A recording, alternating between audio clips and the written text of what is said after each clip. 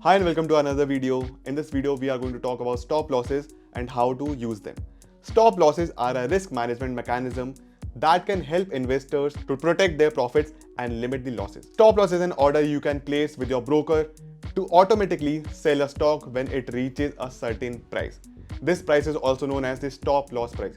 For example, if you bought a stock at rupees 100 and you set a stop loss at rupees 95, your stock will automatically be sold if the price falls to 95 or lower. Stop loss orders can be placed when you buy a stock or you have bought a stock. Most trading platforms in India allow you to place stop orders while placing the buy order itself, or you can set it up afterward. Stop losses orders are particularly useful in volatile markets where stock price can fluctuate greatly. By setting a stop loss order, you can protect yourself from large losses in case the stock prices drops unexpectedly. It's important to note that the stop loss orders are not a guarantee that your losses will be limited.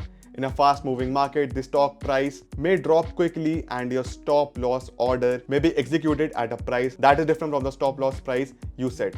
This is known as slippage. Another crucial thing to keep in your mind is you should always have a well thought out plan for when you set and adjust your stop loss order. For example, you can set a stop loss at a certain percentage below your purchase price or a key support level on a stock chart. And it's essential to be aware of the company's financials and other developments. Thank you so much for watching this video.